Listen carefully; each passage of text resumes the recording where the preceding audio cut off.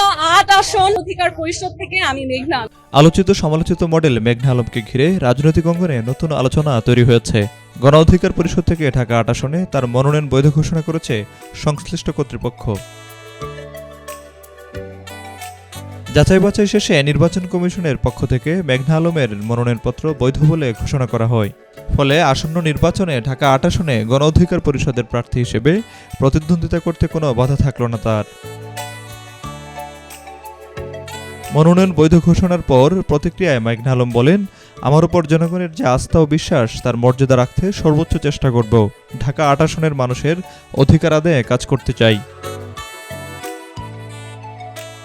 Model ও গণমাধ্যমে আলোচিত ব্যক্তিত্ব হিসেবে রাজনীতিতে মেঘনা আলমের প্রবেশ নিয়ে ইতিমধ্যে সামাজিক যোগাযোগ মাধ্যমে মিশ্র প্রতিক্রিয়া দেখা গেছে। কেউ কেউ বিষয়টিকে রাজনীতিতে নতুন মুখের আগমন হিসেবে দেখছেন, আবার কেউ কেউ করছেন সমালোচনাও। গণ অধিকার পরিষদের নেতারা বলছেন, যোগ্যতা ও সাংগঠনিক সিদ্ধান্তের ভিত্তিতেই মেঘনা আলমকে মনোনয়ন দেওয়া হয়েছে। তারা আশা প্রকাশ করেন, নির্বাচনী মাঠে তিনি দলীয় অবস্থানকে আরও শক্তিশালী করবেন। ঢাকা ৮ আসনটি রাজধানীর একটি গুরুত্বপূর্ণ ও প্রতিদ্বন্দ্বিতাপূর্ণ আসন হিসেবে পরিচিত। এখানে প্রতিটি নির্বাচনে রাজনৈতিক দলগুলোর মধ্যে হাড্ডাহাড্ডি লড়াই হয়ে থাকে। Desk report, B news 24।